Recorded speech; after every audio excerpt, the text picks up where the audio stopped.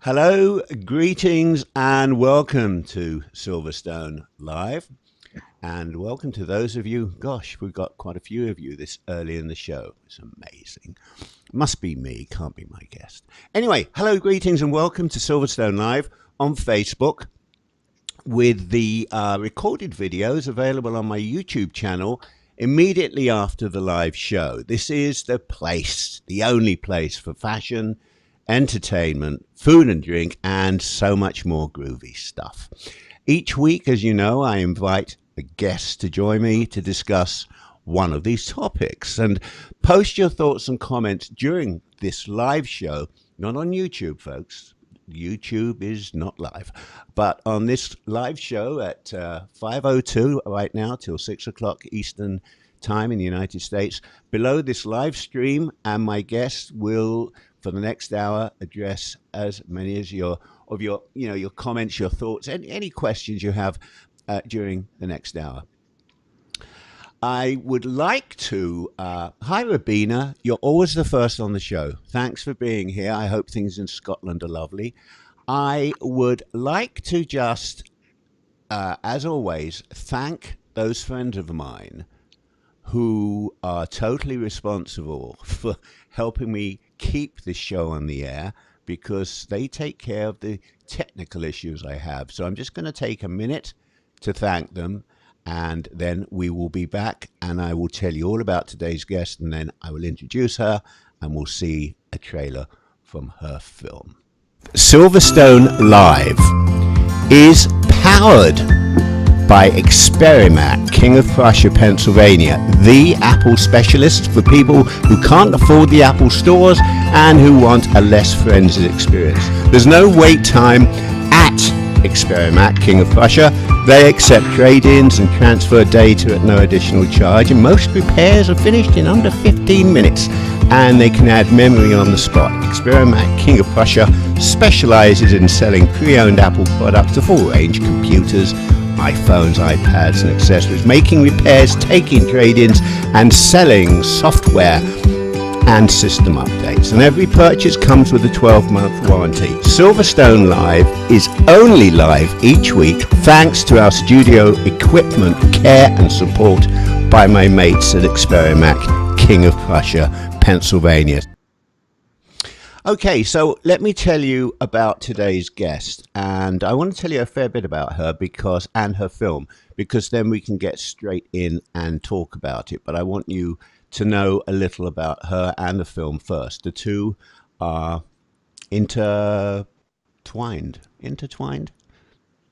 What should I say, folks? Write it down. Interconnected, entwined, something like that. Ann Lupo was just 23 when she had her heart broken by unrequited love. An amazing man she hoped to spend the rest of her life with, the stuff of dreams for a hopeless romantic. And then she was friend zoned. And if you're not familiar with that term, he wanted Anne solely as a friend, despite her unreciprocated, passionate interest in him. And what followed was a tormented year, remaining just friends with the man she hoped she would fall in love with, or he would fall in love with her. I mean, I think she was losing it by the end of it, because she went into a state of self-reflection. She realized that she needed to wake up from blurring real life and the fantasy life, and had to stop the craziness there and then, because in reality, this particular dream wasn't going to come true. And in reality, the film was born. Ann Lupo, who is the writer, now listen to this, okay? I'm going to say it once. So Ann Lupo is the writer, director, producer, editor, and star, plus she sings, of this amazing new film. She graduated from NYU's Tisch School of the Arts. She has a remarkable CV. I mean, given her age, I am stunned at what she's already done. I'm not going to go into all of that now, but the CV from her film career is second to none. But I will say that it's now eclipsed by her latest work. In 2014, Anne began working with director Max Primo, who trained her to be the brilliant editor whose magic in the cutting room with Esteban Pedraza and Erin Sullivan is quite evident in her latest film, In Reality, the autobiographical investigation of Ann's painful relationship when, as I said, the man she loved told her he would like to still see her, but only as a friend. Anne takes us on a roller coaster through her mind as she unravels love and romance and relationships. We see her being interviewed about her broken heart and her confusion, and bridging each part of the interview are zany scenes, alternate scenarios, and a title song sung in a cabaret by an alter ego of Anne's. I just had the privilege, and I'm coming to the end of this, and I'm going to introduce Anne in a second, but I just had the privilege, ladies and gentlemen, of seeing the film. And here is the note I wrote after the closing credits. I just sat down and wrote this, so hopefully it makes sense. And this is it. In Reality, it's cut and crafted with the same flair and passion as a Savile Row tailor. It is edited and constructed with an artisan's deftness, skillfully interweaving fabrics that create the tapestry of Miss Lupo's homage to millennials. In short, it rocks. Ann Lupo is today's guest for the hour, and she is in our virtual green room. Before I chat with her, I'd like to share with you and take a look at the trailer of In Reality. So let's roll the tape. There's this narrative or maybe truth to be in love with someone, and for them to be in love with you is one of the holiest experiences you can have on this earth. I want to keep hanging out as friends. I'm making a film about me. Take two, Mark. And my feelings for you.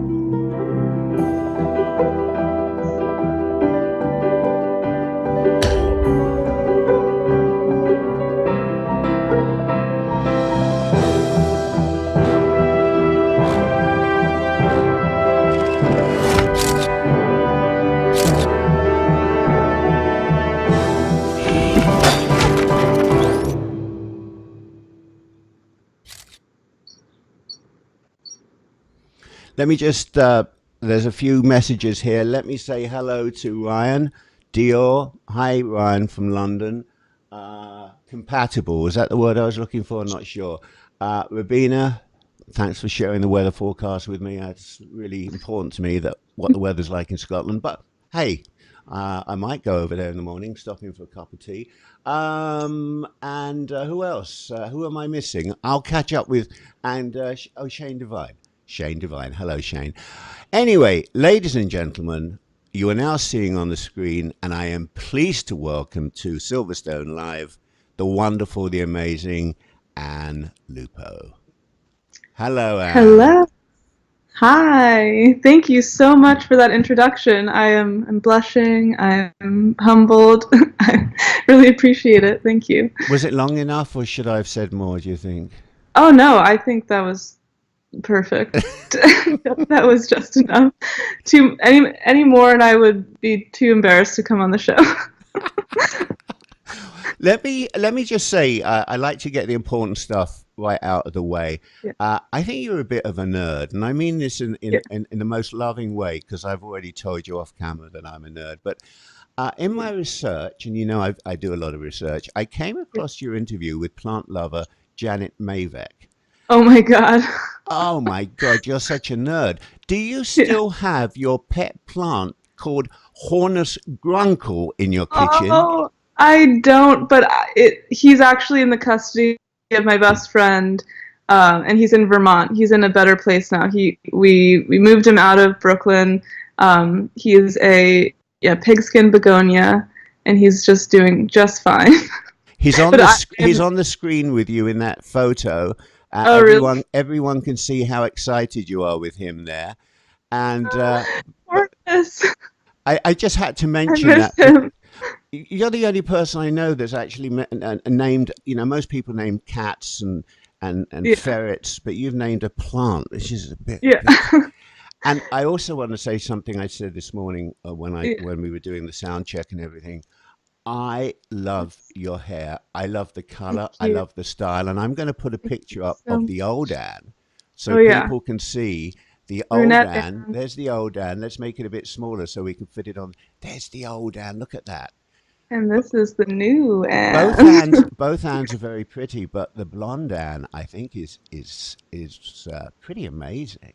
Yeah, the blonde Anne was a gift to myself for actually finally finishing in reality. And I kept saying this to my crew and my team who worked on the movie with me, like a year into the project. You know, when this is all done, I'm gonna dye my hair platinum blonde.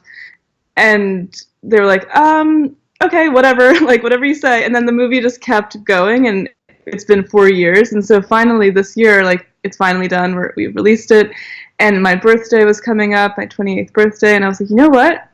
I better do it now. Like I'm never gonna be like 28 again. So I did it, and yeah, my hairstylist did an amazing job. It like actually feels healthier than it was when it was brunette. So I'm keeping it. I can't believe. Have you had your 28th birthday? Did you say? Yeah, it was in March. Oh, Yeah. a belated happy. I can't believe Thank you. that at 28 you have done everything you've done. Plus, you've made this film. And the question that I wanted to start off with, because this is something I was trying to figure out. Did you have to audition in front of a mirror for your role in reality? I mean, was there stiff competition? No, I just automatically got the role for being myself. Yeah, there was never a question that I wasn't gonna act in it, because I had just grown up acting in every short film and every little experimental type film project that I had done. So I knew that I could act enough to make the movie good, or make it. I don't know. I would definitely push myself on the acting front, but I didn't have to audition. I gave myself the role. I must just mention to you, and this is making me a bit nervous, so this is serious now, folks. Okay. We are just about, where we are based here in the studio, we are just about going through a very serious, I was joking about the weather, and the weather's come back to kick me up the arse. We've got a very, very big thunderstorm breaking over us. So I'm just going to tell everyone, including my guest, because this is live, if for any reason we lose power, we will come back on again. So just let's see what happens, but hopefully everything will be fine. Have you spoken, Anne, to Ira Glass of NPR's This American Life and told him how he inspired your film? I have not. Do you know him? Do you have his number? No, but I bet I could find it. You've got to tell him. I know. Yeah, it actually was Bianca Guyver, who's a filmmaker, film director, who made a short piece called I Love You around Valentine's Day 2015. Right. And that's how I know kind of like the marker of when I really started working on this project, because I saw that short film. And it was just, a This American Life story, a radio story that she told by putting visuals on top of the radio interview that she had done with this woman about a relationship in which they had been together for 8 years and neither of them had told each other that they loved each other. And so I saw that maybe someone shared it with me, or I found it on Facebook, and that's really when my wheels started turning about, maybe I could tell my story and try to figure out what happened with John, by just interviewing myself and then adding visuals and animation and making it more of like an arts and crafts project in a short film, like 10 minutes tops. It would take me like 2 weeks. I would do it in my spare time, just me alone in my bedroom at my computer. And that's really where it started, was with that. Yeah, and I wanted to mention, and by the way, hello, Lenny Robbins. He is the greatest life insurance man in the United States, and an old friend of mine, and he's never watched before. So welcome, Len. I just want to mention to people that This American Life, which is a national public radio show and very popular in the United States, with a guy called Ira Glass, um, each week it has a theme, and it's explored in several acts. And Glass then introduces a segment related to the theme, which precedes Act One. The segment will then lead into the presentation of the theme for that week's show, and that is essentially, Anne, how your film is constructed with you in the glass. You're sort of in the glass role, the Ira Glass role, on a black sound stage, introducing the chapters of the film by being kind of interrogated. And I felt you followed the blueprint of the show that you enjoyed so much, which is it's a real homage to the show, but it was a brilliant idea to take that part. You know, it was a jigsaw puzzle in a sense that you put together from that show. Yeah. Well, thank you. I mean, it just is kind of a testament to that famous quote. Well, actually, a couple of famous quotes come to mind, but the famous quote about, like, you are the sum of all the books you read, the movies you watch, the music you listen to. Like, I was really absorbing that at the time, and was really inspired by just like ordinary people telling ordinary stories, and how enlightening it can be to just listen to your everyday person going through life, and it makes you feel more human by listening to their story. It doesn't have to be, you know, someone doing something extraordinary or great and, you know, accomplishing a great feat. It could just be like, I was confused by life and I wanted to figure out what it was all about. And then the second thing is, like, I've always been so inspired by that famous Ira Glass quote that's about when young people ask him, like, how to be an artist or how to enter into a creative field, and how there's a gap between what you want to do and like where you want to go and where you are when you start, and how the only way to fill that gap is by making the things that you want to make. And every time you make something, it's not quite going to be what you thought it was going to be, but you're just going to get a little bit closer to that ultimate goal of the vision that you have, because you have good taste and you have good references and you know what you want to make, but there's just no way to bridge that gap until you go about doing it. And so that's always been like a huge driving force for me, is just don't be so precious about your creative endeavors, because it's never going to be what you think it is, but the only way to get to where you want to be is by doing it. Well, and that makes a lot of sense. That's a very smart observation. As you've just alluded a few minutes ago, In Reality, the name of the film, began life as a short 10-minute film, and through the evolution evolved into a 90-minute feature-length film after getting 400 Kickstarter backers. The film was shot at over 20 locations, and this just completely blew my mind, with a cast and crew of over 200 people, including some old school chums from New York University's film school. And In Reality became a full-on reality. People clearly loved and trusted you and your idea. That alone must have been a cathartic time for you. Absolutely. I mean, it sounds amazing when you just sum it up in retrospect right now, and it's like I still haven't really come down from it all. Like, we just finished our last screening of our theatrical tour this past week, and so I'm really like, this is the end. Like, this is the end of the tour. But all of what you just described, like how it was built from our Kickstarter all the way to, you know, having an eventual crew of 200 people, and all these people investing in the movie, that was all over the course of 4 years. So there was a lot of times when we would have a huge investment like the Kickstarter, and we would do the work, just like put the blinders on and get back into production, edit what was then a series. It wasn't a feature yet. and then we'd submit it to festivals and kind of like do what we, check all the boxes that we thought we had to check to be like successful filmmakers, or just to get the film or get the product out to share with people. 'Cause that's, at the end of the day, the whole point for me, at least, of making something is to share it eventually. And there would be a huge stretches of time where like we had no idea what was going to happen, and the core team of people that were making the movie was just really 5 to 6 of us, like including my lead actor Miles. It was 6. The other 5 were my 2 co-directors, Esteban Pedraza and Aaron Pryka, my producer Holly, and my DP Nadine Martinez. And we, like, it was mostly just us. And then when we did eventually make it into a feature, that's when we hired all of the rest of the crew, and we were able to broaden the scope of the production.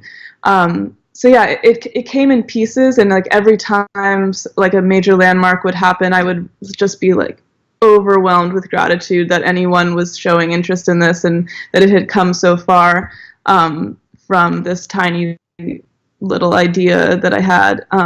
So, and I always, it's also something that I think about a lot, that like it's a miracle that any film gets made at all.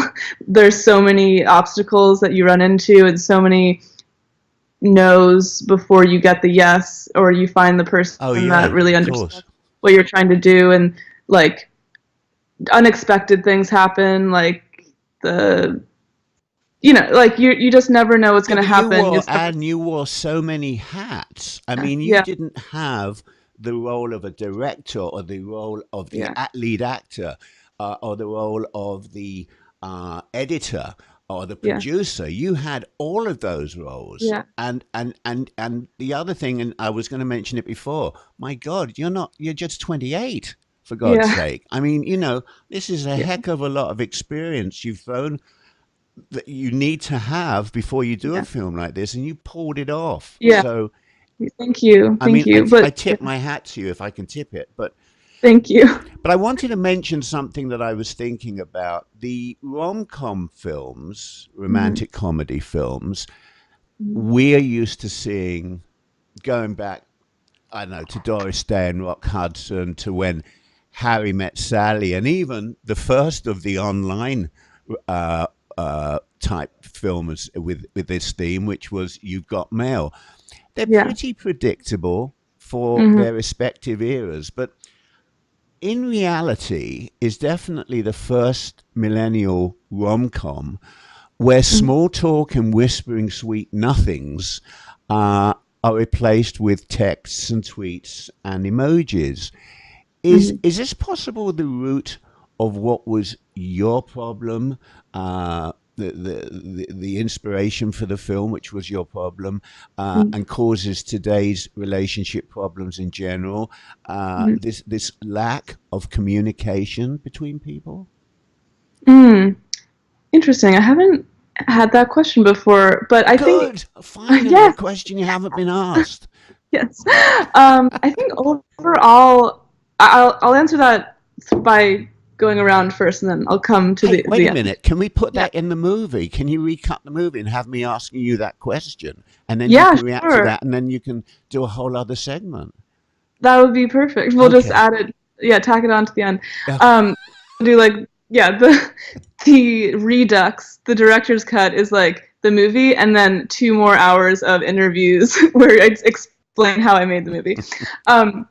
Okay, so yes and no. I think when I started, I was definitely focused on how the general headline of dating at that time was like, romance is over, the internet is ruining dating, no one is committing anymore, there's no such thing as like that romance that you see in film and cinema. Dating apps are like commoditizing love, and like we're screwed, basically. Like this generation is having a really hard time understanding how to navigate emotions because of our dependency on the internet and devices and social media. And so it wasn't particularly like me trying to figure out why texting or emojis were whether or not that they were a culprit, but I just knew that as a larger question that I was asking was like, what is the truth? Like, what is the bottom line of love and relationships and romance in general, and not just specific to this generation, that I need to, I think, transcends generations and that I want to get to, because I think you could, find so many blog posts that will tell you which way to think about love, or like a modern love column. There's so much. There was so much out there at the time that was trying to nail down like what is our generation's problem. I didn't really want to like go in that direction. Just wanted to tell my story and my experience of what I had been experiencing, and by doing that, it would reveal like certain subconscious things that my behavior was doing that were contributing to my lack of finding love, like texting, like that kind of stuff. Did you while you were making the film about your real life, it gets confusing because it's you playing you with your real name about your real life experience when you were going out with the guy, as I said at the beginning, if anyone missed it, who you loved and wanted to spend your life with, and he turned around and said, "Can we just be friends?" And you stuck around with him. Did you find when you began making the film that you were getting angrier with him, or as you were playing out the role and everything, did you think more of him as being a jerk? Did your attitude towards him change? Yeah, absolutely. And it was definitely not jerk. It was that I had sympathy for him a lot more. I always had sympathy for him, and that's kind of why I kept being like, I think he's just like, he's not ready to be in a relationship. And I was like making all these excuses or whatever.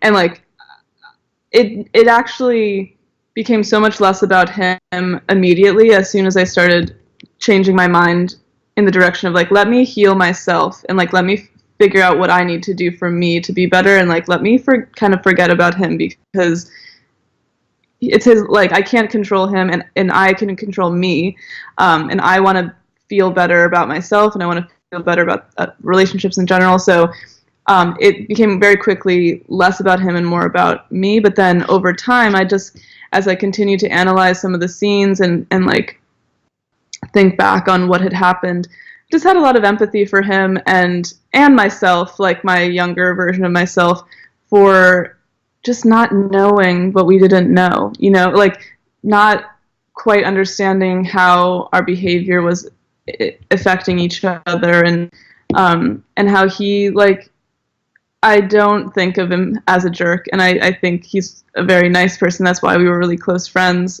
and why I really liked him. But I don't think that he was ever doing anything truly vindictive. He just was kind of oblivious. Have you That's my take. Have you spoken to him since the film came out? No, I haven't. People always, that's like the number one question I get asked. Maybe I should talk to him. Maybe I should call him. Sorry. But, it's okay. So I always just explain that, like, I really did tell him, the first thing I did before I started any of this was I had a conversation with him where I was like, listen, I know that we've been doing this thing and but like, I need to make a movie. I'm going to start making a project about this, and are you okay with that? And he said yes, and he's also a filmmaker, so he was like, reasonably uncomfortable with the prospect, but like, he wasn't, surprised or that he wasn't upset about it. So, but then, like, as it kept growing, the next couple months, I was like, maybe I should check back in with him and like tell him like it's getting longer and more complex. And I did, and he was like, you have my blessing. You don't need to keep asking me about this. Like, I don't need to know what's going on. And so after that, I just said, you know what, you're right. Like, let me just give you your privacy and your space. And like, I'm just not gonna reach out. And we haven't talked. So. Well, I'm going to avoid all the obvious questions, which I'm sure you've been asked, and I can always send you an email and ask them. Yeah. because there's so much I'm curious about. When I want to get back to the film, which of course we are Yes. discussing by discussing him. But you've Yeah. assembled, as you've already said, an amazing cast and crew. Comprised of, primarily of friends and acquaintances. But I must admit, and I alluded to this earlier today when we were just checking, Yeah. everything out this morning. I must admit my admiration for the person I feel is the other parent of this film besides you. He is Yes. amazing on screen. I'm going to put his picture up in a minute when we mention his name. He's amazing on screen and off. And in Yeah. addition to all the things he did for the film, he even wrote and sang several songs. He That's is right. a bloody brilliant man, and his name is...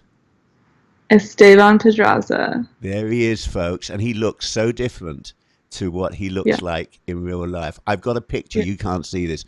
I took Yeah. a snap of part of the film, and this is him at his wedding, where he Yeah. looks. He is amazing. His Yeah. personality in the film is so cool. Even when he gets pissed off with you, Yeah. when you screw something up because you're going through this bad Mhm. period in your relationship, he kind of reprimands you, but in a lovely Yeah. way. Yeah, he doesn't want to hurt my feelings. But Yeah. he was absolutely amazing, and I actually Oh, that's connected nice. to him today on Oh, LinkedIn, and I told him that we were doing this tonight, and I want to talk. I want to say hello to him. So yeah. Oh, he'd be so happy to hear that. Yeah, I'll text him right after this and make sure that he knows how complimentary you were of him. Yeah. Esteban and Aaron. Aaron Preco is like, so Esteban and Aaron were my classmates at NYU, and we were in the very first class at NYU where you actually start making movies, and so they were my first crew members. We had like a really close connection in school, and then I kind of fell off the grid a little bit because I was making a documentary after we graduated, and then when we reconnected around the time that I started making In Reality, they came on board because they were just interested in helping me out with the project, and they were writing partners at the time, and so they kind of came together as a duo. And they conducted that interview, the black and white interview. They came up with the questions. I told them the scope of what I wanted to talk about in the interview, but it was really important that they asked me the questions that I needed to be asked, that I didn't know I needed to be asked, that I couldn't really see behind my own, self. can we get to this in a minute? Because Yeah, sure. I just want to talk about us. I really Yeah. want to focus on this because this is so integral, and I want the audience to know a little bit more about this. So I'm going to just stop you getting ahead of some questions I want to ask you, because I want to spend a little time on that. Okay. And we have time, so that's good. Great. I just wanted to mention to you, these are observations. Everything is subjective, and these are observations. But the film has to be a game changer for you, and you've made it at the right time and the right place in this planet's history. I have to believe that you are now elevated through In Reality to being one of the leading entrepreneurial female filmmakers, and in fact, In Reality has got to become the benchmark for women filmmakers. Now, I know you may not want to say, because I know you won't want to be blowing your own trumpet, but Yeah. you've got to agree with me on that, right? Thank you. I mean, I hope that it's hard for me I can't confirm or deny what you just said, because it's hard for me to have any perspective on it because I'm so deeply entrenched in it, and all I really care about is that more people see it and that it inspires other young women or men to deepen their artistic paths and know that they can do anything that they set their mind to, and that this project was a really weird idea from the beginning, and it was always going to be outside of the box, and I never really thought about it how much harder that would be for me to sell it or to get into film festivals, or like I just thought like that's what I would want to watch, is this kind of movie. And so it is so just getting back to what you said, like I mean, yeah, totally, like I've definitely wanted to be an example of a female filmmaker that is making films, and that to me has always been the most important part of that conversation, because when I was at school, there's just so much. There are still so many discouraging articles about the numbers and how like women aren't really represented in Hollywood with the correct ratio. And at a certain point, I just stopped reading those articles and said to myself, if I want to make any kind of difference, if I want to be a filmmaker, I just have to make films. I just have to keep working and not really think about the numbers, not think about how the odds are stacked against me, because that's not going to be productive.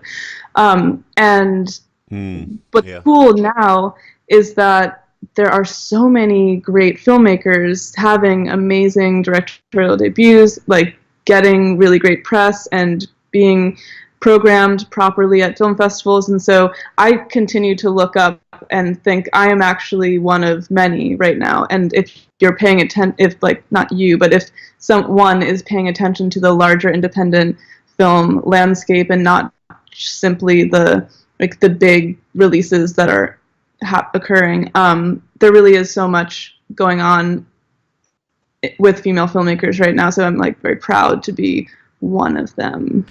Well, among your mentors, carrying on from that, was the Sundance Creative Distribution Initiative, who, among other things, gave advice to you on how to keep control of your project, but I know they did a lot of other things.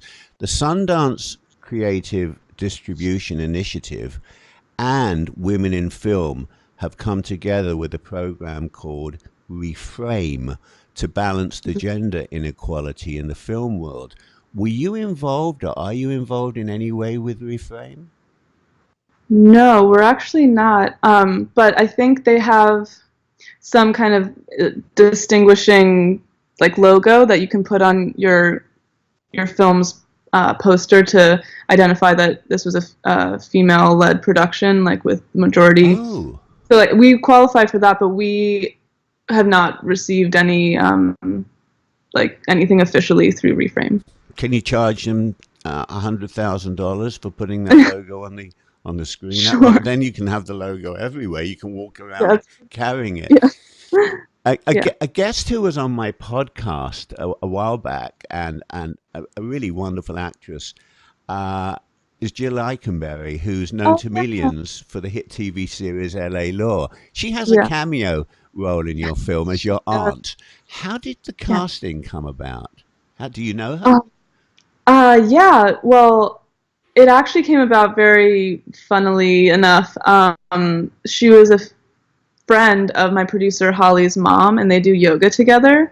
And so when we were casting for the aunt character, we did a larger casting, but then we were like, I wonder if Jill would want to do this. It'd be like a day shoot, and she'd be awesome.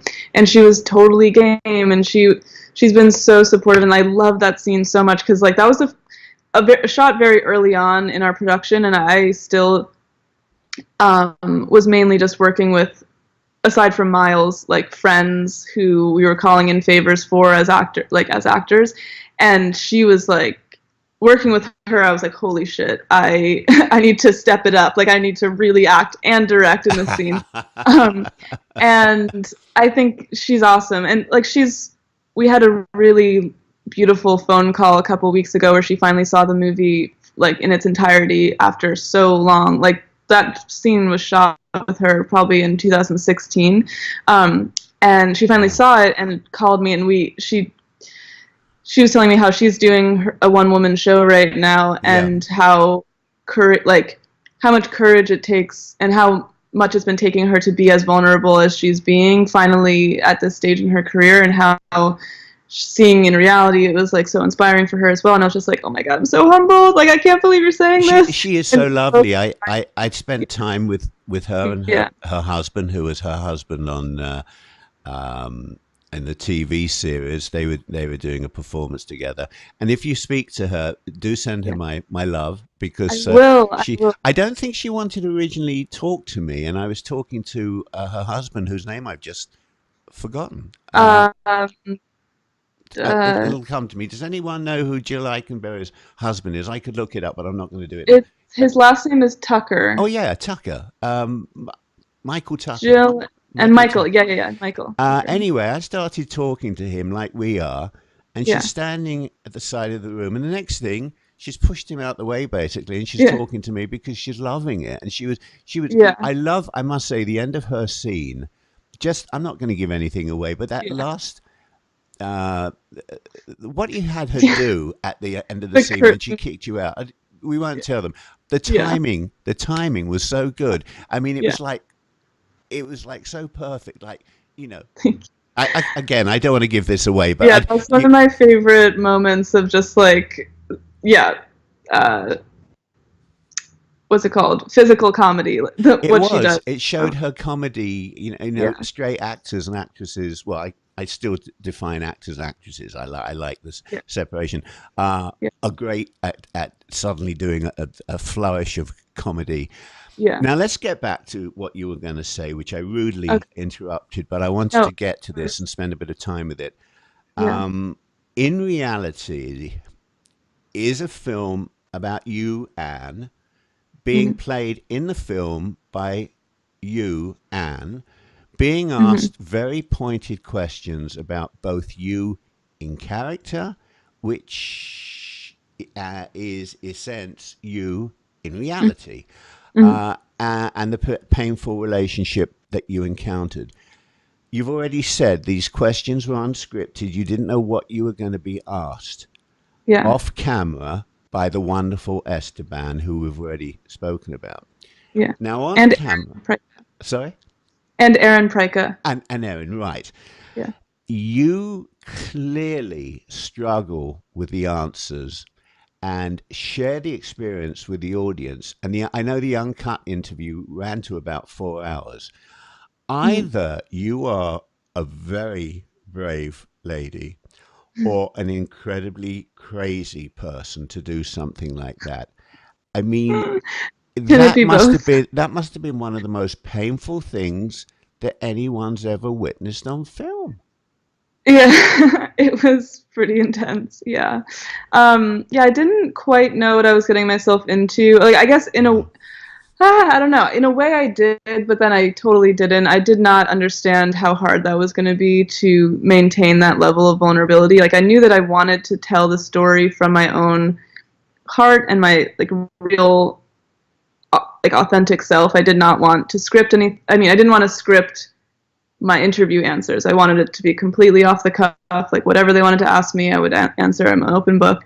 But as it went along, the more we wrote through using that interview as a skeleton, the more we wrote the recreations and like the narrative arc of the whole story, the more I started to understand my like tendency towards depression and anxiety and some things that I like really hadn't addressed in myself for a while, specifically like just a constant negative internal voice that was telling me all the time that I sucked and that I was doing everything wrong. I was just like really hard on myself.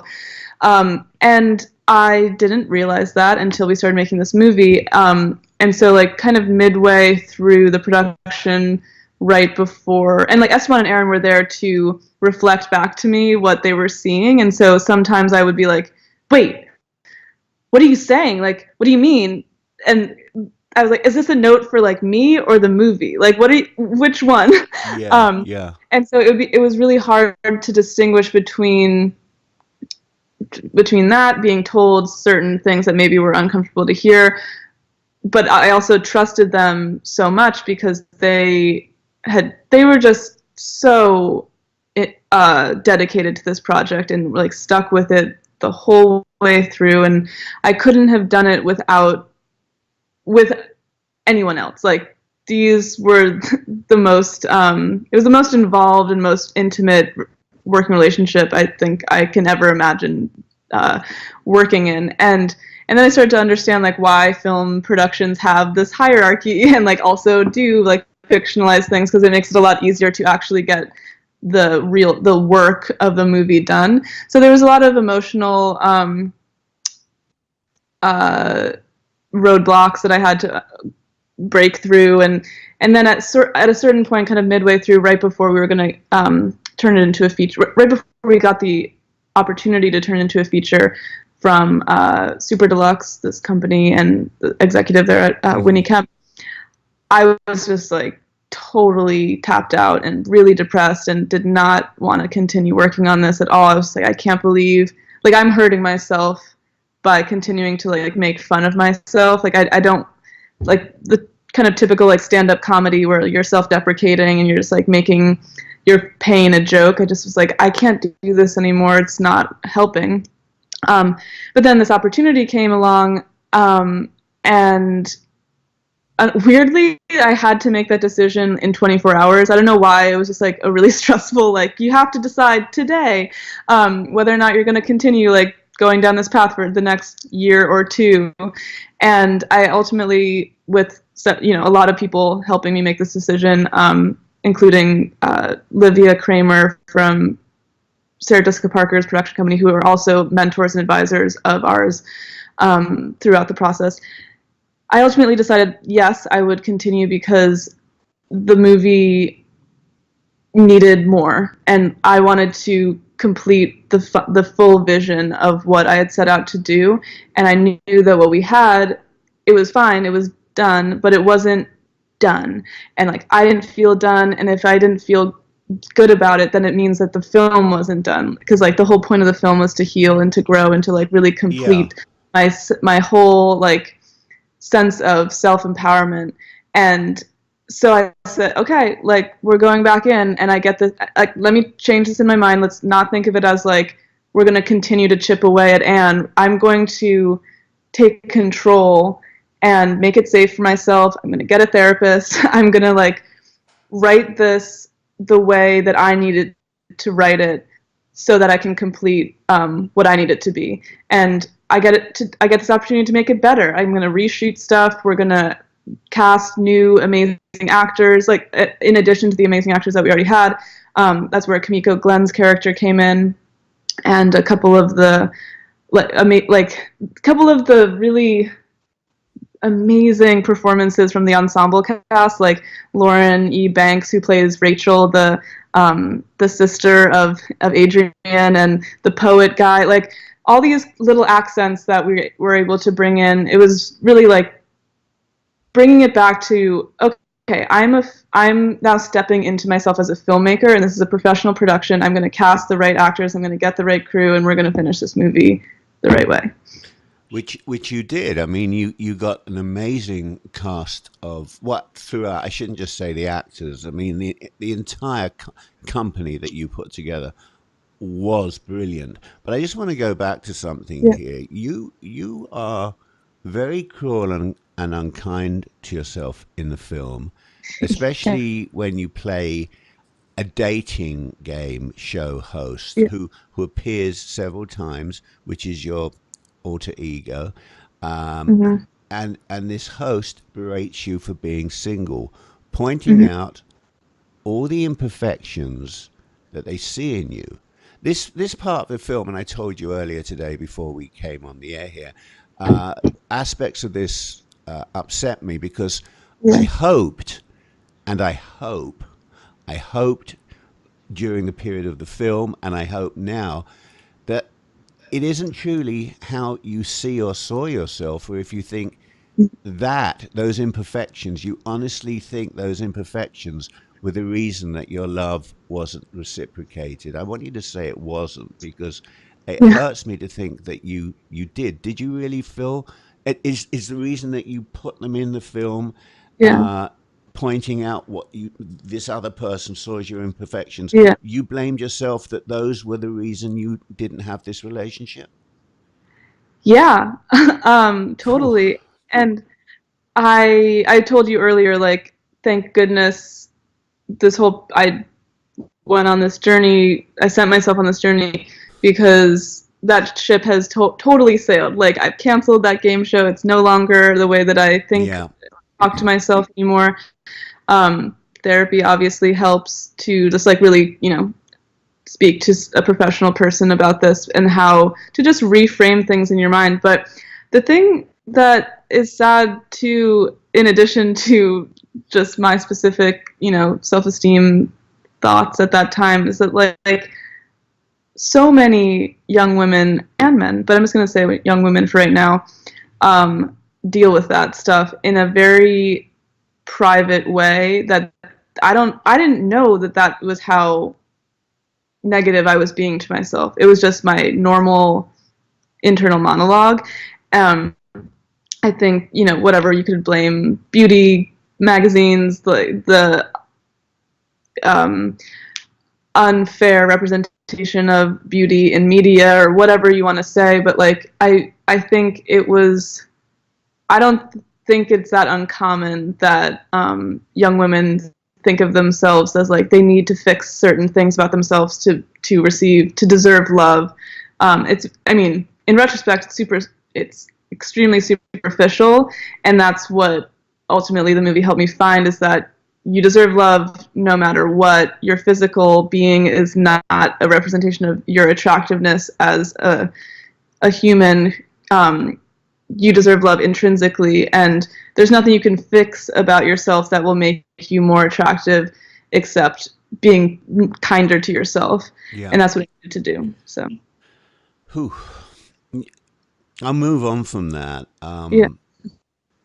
You've mastered, and I've had the good fortune of meeting a lot of um, people in the theatre who have written some wonderful stories, wonderful plays, and you've mastered the rare art of writing dialogue, the way it's spoken in real life, the Yeah. rhythms and the absurdities and often phoniness one hears when eavesdropping others.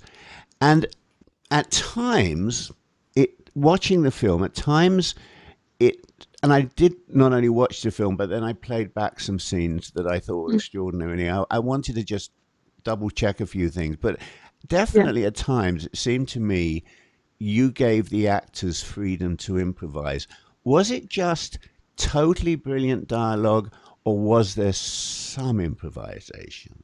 Yes, it was a combination of both. And I just have to also give credit where credit is due, that Esteban and Aaron were co-writers on the film, and we would collaborate on the script ad nauseum to like build it up and make sure that every joke hit really crisply, and all of the beats of the scene were really well executed. But yeah, there's a lot of improv in there, especially, for instance, like my favorite story to tell, as far as improvisation goes, was the first date scene, like the first date where I first meet John. That actually didn't have any dialogue in it in the script, and Wow.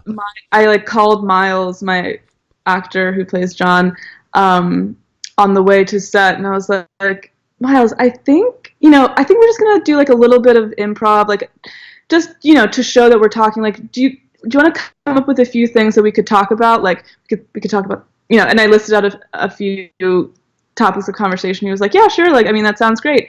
And he and I are such close friends, and we've been working together, like actor, director, but just creative collaborators for a while. So our chemistry was just already there.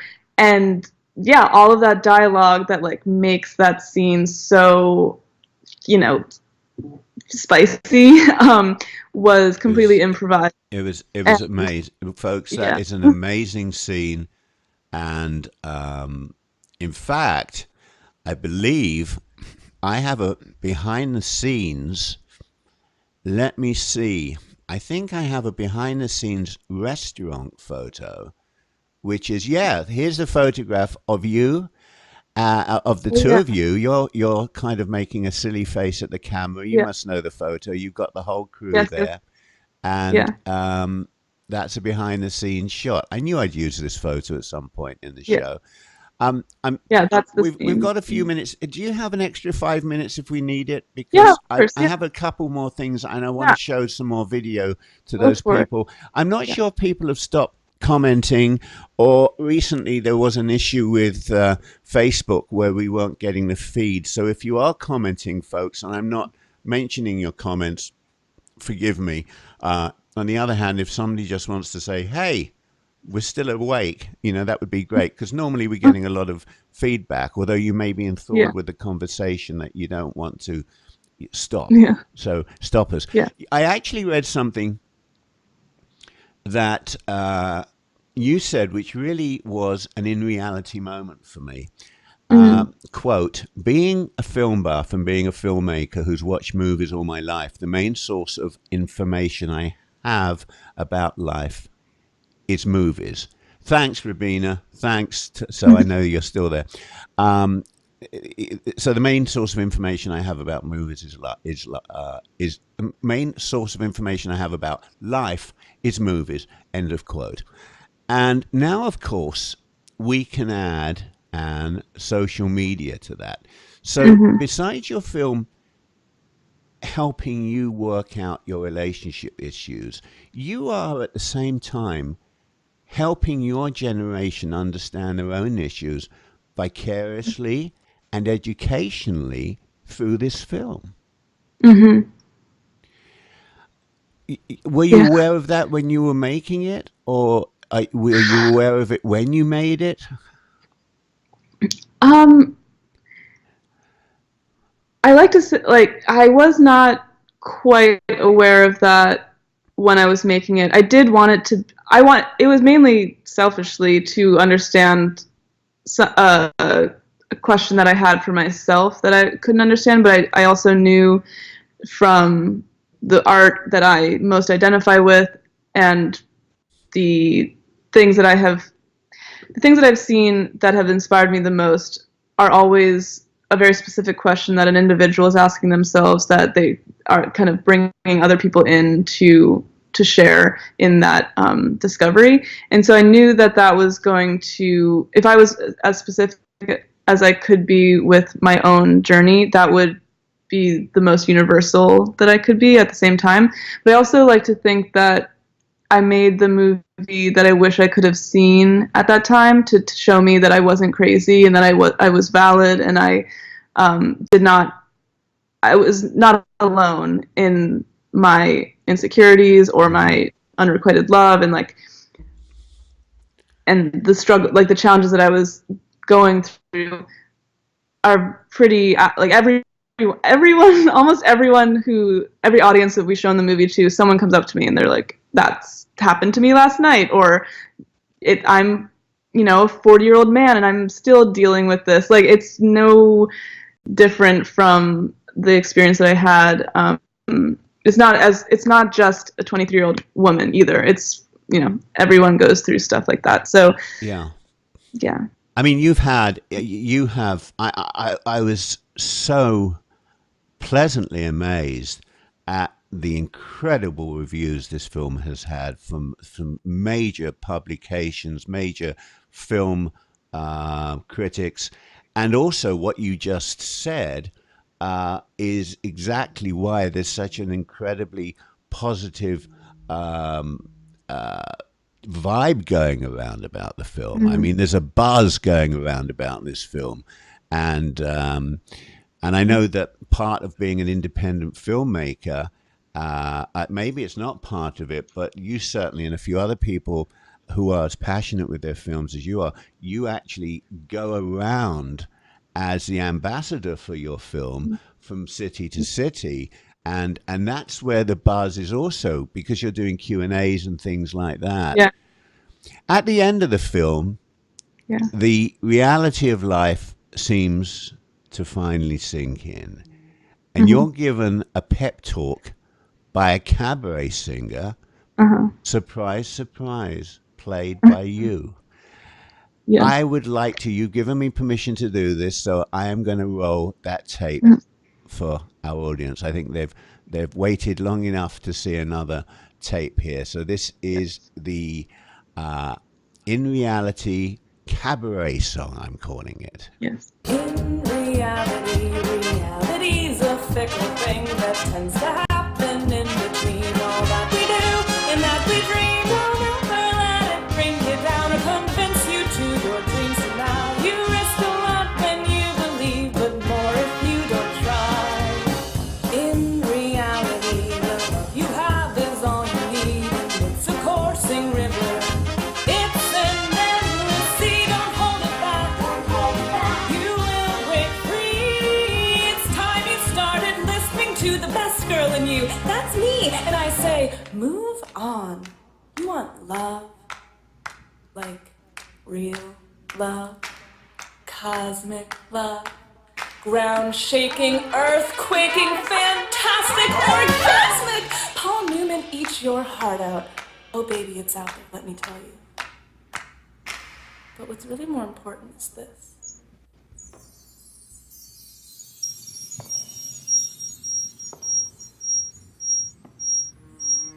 In reality, there's no one else you have to please.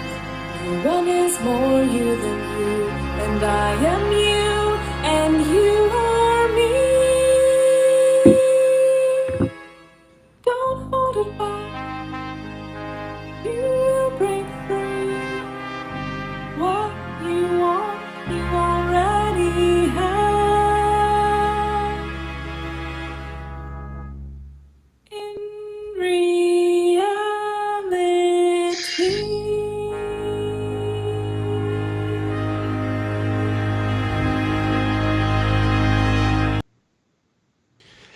That was In Reality, sung by my guest Ann Lupo, written by my guest Ann Lupo and Noni Kulata, and produced and arranged by Alex Massa. Was that fun? Yeah. Was that fun to do? So much fun. I actually just saw Alex in Chicago here. I'm in Chicago right now for we had our final screening on Wednesday, and he's living here, and so he came out to the screening. And can I tell a quick story about that song? Sure. Okay, so I wrote that song with Noni, who's another classmate of Miles and I's from NYU, and amazing songwriter. And I really was just like, I've never written a song before. I want to write songs. I've done musicals my whole life, like musical theater. I want this to be like Diamonds Are a Girl's Best Friend from Moulin Rouge. And I always knew that was where this whole thing needed to end up, but I knew I had never done it before, so I needed a lot of like help to create it. And I also figured I really wanted a New Orleans brass band to do the accompaniment and the arrangement, and I knew no one in New Orleans, and I knew that would be super expensive. We had zero money, so I called a friend who lived in New Orleans, and I asked, do you know anyone? And he recommended me to Alex. Never met Alex. I just called him on the phone, told him what we wanted to do, sent him the demo. Overnight, he sent me back a video of a 6-piece band playing that exact like orchestration. Like I didn't change anything about it from what he sent me. So overnight he arranged this. He got the cats together to perform it, and then of course we mixed and mastered it, and it made it. And I recorded the vocals. But he's a musical genius and an incredible collaborator, and a very close friend now. And I finally know him in person, not just over the phone. But for a while we were just speaking over the phone, and he is the real G behind that song. Well, I was thinking I had a shower moment this morning, because I do have a shower once a week before the show, and okay, that's because for my British heritage. Yeah, you smell great, by the way. Thank you. Yeah. But I had a shower moment, and I honestly believe this. Don't laugh at me, but I think this would make a wonderful stage musical. Thank you. I think so too. I think I'll put you in touch with some artistic directors. As I was watching it, actually, I thought this actually is kind of a good production for a stage. I have to mention your selection of music that you used in the film was brilliant, and I was thrilled that you included my absolute favorite piece of music. Our audience out there may know it because two British companies used it in their commercials. Their car commercials. Yeah, the British Airways and Jaguar, or Yes, Jaguar, yes. Jaguar. And ladies and gentlemen, and I'm going to play it for everyone now, Yeah. just a minute of it, but you have to listen to this.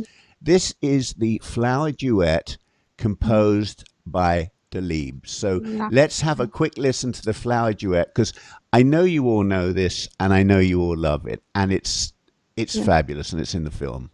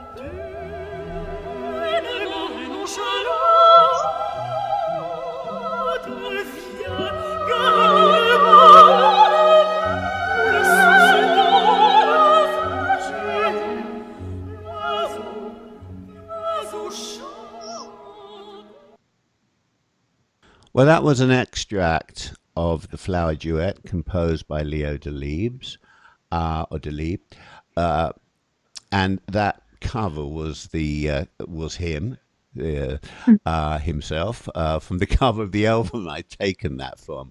So that wasn't somebody that was in the film. Also in the film, Esteban Pedraza wrote and performed two songs, Court and You Are. And then your song, In Reality. What versatility. I'm going to wrap this up with probably a predictable question. Oh, can I just mention two more musical artists that are featured in the movie? You go ahead. Yeah, Livia Blanc, who's a dear friend. She wrote and performs the finale song "You Belong to Me." She's an incredible vocalist and singer-songwriter. And then Blood Cultures is another friend of mine who's an independent artist. They performed the song called I'm forgetting the name of it, but it's in the wife night scene. I should know that. Sorry. But all the music in this, just I love it when a filmmaker just manages to find the right music for the right moment, and it never failed. It never failed. I think one of the great scenes in the film also was the wedding party, but I don't want to go into that because we're giving too much away. Before I wrap this up with you, I do have to say this, that or ask this, through your film, and I know you've been asked this many times before, but this is maybe a little bit further along since you were first asked it. I mean, you may have been asked this morning, so it's like 5 hours since you were asked it. Through your film, have you come to understand how to deal with your emotions after the bad relationships? And perhaps, do you feel that you owe that relationship that didn't work out a great deal of credit for actually being the seed that produced this baby, this film you just made? Absolutely. That's why I never think back on him or that relationship in a negative light, because I think all of my experiences are there to teach me what I need to learn. And we're all on our own journeys. We're all making our own very individual mistakes. And if not for those missteps or kind of roundabout lessons that you don't know what you don't know, you can't grow in the way that you want to. So I absolutely owe owe him and that experience a huge amount of gratitude for shaping me and for pushing me in this direction to go on a self-investigative journey. I also absolutely have made it my number one priority, just above the completion of this movie, to just take care of myself and know what I need to be healthy and happy, and Good.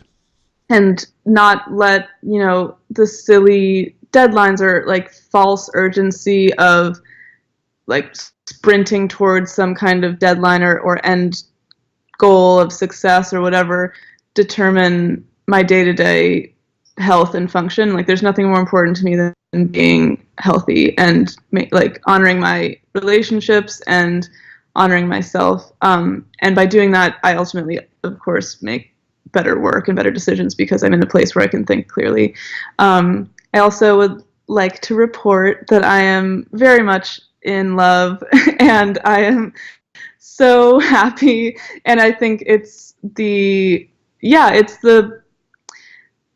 funny happy ending outcome of this whole thing is that I would not have been able to find that love without having gone through this experience and know my own worth, but also know how to recognize worth and love in another person. Oh God, I'm going to start crying, and Oh. I'm assuming that love is coming back to you. Oh yeah, he's so in love with me. Oh, Right, Kristen? I am. You know, I say this to a lot of guests after guests who I really really enjoy. I enjoy their work, and I've enjoyed their company for an hour. But you are a very old friend who I've just met for the first time, and I Yes. I, really seriously, and I'm not joking. I was really worried about you. I even shared that with my oh, wife. I said, you know, if this was my daughter, I would be very concerned. So I'm kind of choking up here. You've just made me very happy. I oh, wish good. you listen before we close out here. Yeah, I was gonna say this anyway, but now I'm going to say it more so. I yeah. wish you a happy life, all Thank the you. success, all the Thank you. health, all the happiness you can get. And before we're going to wrap up in a second, but Yeah, I want you to be a friend. Tell me when your next film comes out. Come on I this will. show. Keep I me will. posted. If you come to Philadelphia or New York, let's Yeah. get together for lunch. I want to know you because Yeah. you are fabulous. I want to meet. I want to give you permission to marry this guy. So Oh, thank you. he has. I'm going to be. Anyway, enough of that. My guest has been Ann Lupo, and I'm going to want you to help me out here. She's the writer, director, producer, actor, singer, Editor, songwriter, everything of in animator. and yeah, and ambassador, Yeah. and headache monger. She gets all the headaches Yeah. of In Reality, and the film is now partnered with Giant Pictures, so it's they're helping it get simultaneous digital release on video on demand platforms and limited theatrical release around the country. Right? That's it's on Yeah. limited release all over the country. Well, we just wrapped up our limited theatrical tour. So our last stop was Chicago, and now it's just on VOD platforms, iTunes, Amazon. It's going to be on Google Play very soon, and at, you know, select festivals that invite us to come screen. But yeah, it's not in any theaters right now So anymore. actually, it's on Amazon, so I can just. Yeah. I Yeah. love You just buy. Amazon. I think Amazon is great. So if you're an Amazon Prime person, that's where it's going to be, right? Oh yeah, Yeah. it's on, but Amazon Direct, so you have to buy it or rent it. You Right. can't. It's Right. through Well, anyway, Prime. look, folks. Yeah. For more information on my guest Ann Lupo and everything you need to know about her film In Reality, it's been on the screen for an hour and 15 minutes under her name. She helped me put it together this morning so that I got everything right on there. You've been Yeah. seeing it on there, but just go to inrealityfilm.com. And from the website, it'll give you all the social media sites. It'll give you insight into the film. I was going to throw some photos up, but we've run out of time. anything you want to know. You can even send a message from there. And I am going to close out today's show. For those people who are still with us live, who didn't see it, I'm going to show. I'm going to play out with the a trailer for your film. I am going to, therefore, be hanging up with you on Skype. Okay. You will be hearing from me later today, Yes. as I've already discussed with you. But Yes. it has been such a pleasure to Such a pleasure, Philip. enjoy your film, and Thank my heart is bouncing up and down. I'm so happy for you. Oh, thank you so much. My heart is so full. I love having conversations with people like you, and like that's the other thing. It's just this movie for me now. It's about connecting with people, and like I would never have met you. Like we would never have had this conversation, and I think that's the cool thing. I'm so humbled by what art can do, which is this. Well, More of this. That's it. And I have to. I never say this. I never do this. But you and I have come together like so many other indie artists who are represented by Annie Jeeves. And Annie Jeeves is absolutely, if Annie, I don't know if you even watch these shows, but I wanted to mention Annie Jeeves has given me such incredible new friends and incredible guests. Rabina, Colin, I didn't say hi to you, Lenny, Ryan, Shane, all of you who haven't said anything out there, and all of you on YouTube who are watching this in the recorded version. You have to see this film. Again, go to the website, which is on the screen, inrealityfilm.com. And I'm going to say this, and I mean it. I love you, and I wish you every happiness. You too. Thank you so much, Philip. Really appreciate it. Thank you, everyone, who's ever watching. And folks, I will see you next week. We're going to watch the trailer of Ann Lupo's fabulous film, In Reality. Anne, and all of you. Mwah. Bye-bye for now. Mwah. Bye-bye for Goodbye. now. There's this narrative or maybe truth to be in love with someone, and for them to be in love with you is one of the holiest experiences you can have on this earth. I want to keep hanging out as friends. I'm making a film about me Take two, Mark. and my feelings for you.